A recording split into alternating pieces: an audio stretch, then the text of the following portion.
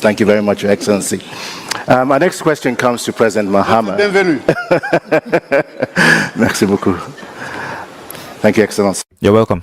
Next question is to President Mahama. Earlier, Vice President Mpango cautioned, and very wisely so, about the need for debt sustainability. And Ghana in particular seems to have done very well in restructuring its high levels of public debt. But since you've come into office, what specifically are you doing to return Ghana to a much more acceptable and sustainable debt path? Yeah, thank you very much. Well, it's history. Everybody knows now that Ghana defaulted on its debt. We engaged in a painful debt exchange program to restructure our debts and to bring debt to GDP to a range of about 55 to 58% by 2028. The debt restructuring was concluded early this year with our bilateral creditors, and therefore it brought, one, the quantum of debt down, that's the size, but it also stretched out the repayment of the debt. That brought us down to about 75, 76% debt to GDP. Since then, we're left with just 3% of the debt. We've covered 97%. It's left with the commercial creditors who hold just about 3% of the debt. And once we do that, then it means that the whole debt restructuring has been completed. But like I said when I spoke at first, I said we need to put any credit that we take or any debt that we take into the most productive parts of our economy in providing infrastructure so that you can have a rate of return on debt. You must do smart borrowing, taking debt where you can create debt escrows so that the income for which you invested the credit can go to repay. For instance, expressways that are tolled where the toll revenues are escrowed so that they go to pay the expressway in 25 years or so. I think that these are the kinds of things that we should do. There are many examples. For instance, we built a first-class port, and that, again, did not sit on our public debt. We made our Ghana Ports and Harbours Authority and their partners, Meridian Port Services, build the ports, which cost us about $1 billion, and that port is paying for itself, and that debt does not sit on our books. We built a new airport terminal we call Terminal 3, and again, we built it on the balance sheet of the Ghana Airports Company Limited. And so that project is paying for itself without sitting on our public debt. And so these are some of the innovative ideas that we need to introduce in order that our debts continue to be sustainable.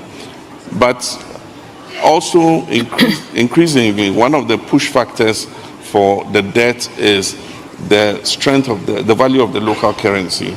Our debt continued to multiply because the cedi continued to grow weaker. And so you needed more cedis. Because our public debt is stated in cedis, the weaker the cedi becomes against the foreign currencies, the higher it pushes up your debt. Fortunately, some measures we put in place have recently begun to show results, and the cedi has been strengthening. And so we've reduced our total debt over the last 5 months by almost 150 billion cedis, which is very significant. And so if that trajectory continues, the target of reaching 55 to 58% debt sustainability by 2028 will be reached by the end of this year. And that means that it gives us fiscal space to begin to invest in the most productive sectors of the economy. But like I said, we need to look inward, boost domestic revenue, cut wasteful government expenditure, fight corruption, and introduce better accountability in governance. And that is what the focus of my administration is. Thank you very much, President Mahama. Very, very well said. I'm going to pivot back to Vice President Mpango once again. Tanzania in particular has shown great ambition. What is Ghana doing to leverage the value of its tremendous commodities and natural resources? And how well is Ghana coping with the growing uncertainty right now? Thank you very much. After the Second World War, we agreed that a multilateral rule-based trading system was a better way to go. And so a lot of work was done by the World Trade Organization together with all our countries to set up the rules for trade amongst ourselves. Unfortunately, that system is being appended, and countries have decided to impose tariffs based on their own interests. And so we've transitioned into a transactional world. It sends a signal to Africa that we need to pull ourselves out by our bootstraps, because there's not going to be a free dinner anywhere. And that means that we must, one, mobilize more revenue locally. And I mean, with the assistance of the African Development Bank, I think that we're doing quite fine. But domestically, we must mobilize revenue locally. We must add value to our products, and we must get a better share for the natural resource endowment that God has given us.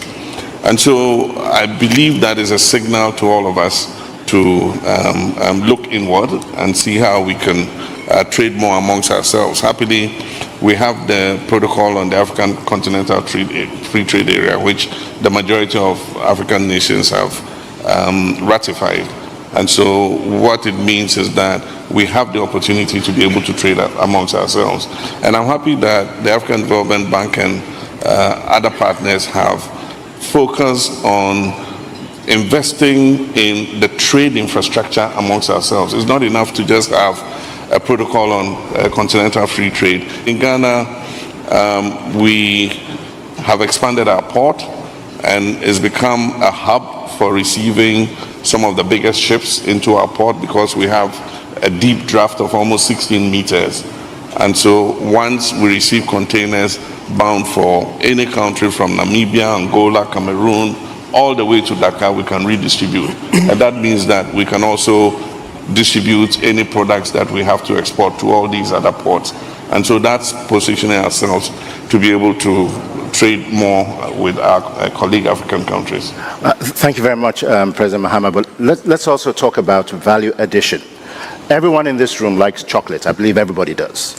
But what I do know, and what we do know, is that other than Ghana and Cote d'Ivoire, the largest producers of chocolate in the world, both countries only occupy a very, very small portion of the finished goods in terms of cocoa. What is it that your country, in conjunction with Cote d'Ivoire, can do, for example, to increase the level at where you're operating in the value chain globally? That's why sometimes you notice that the World Economic Order is rigged against Africa. We can increase processing overnight, but you have non-tariff barriers in exporting into some of the markets. Unless they bring a processor from outside, from Europe, who comes and sets up a processing plant and gets all the regulatory things in place. I mean, an indigenous person setting up a processing plant sometimes has a very big difficulty exporting finished products into the EU market and into the American market. But I must say that we've made progress from a low of about 25% processed cocoa. Ghana has risen to about 40%, and I know Cote d'Ivoire is ahead of us. Cote d'Ivoire has done 50%, which is comfortable. And so 50% of Cote d'Ivoire's cocoa is processed domestically. Ghana is at 40%. We hope that over the next 4 or 5 years, we'll reach the stage of Cote d'Ivoire at 50% and push even further. Thank you very much, President Mahama.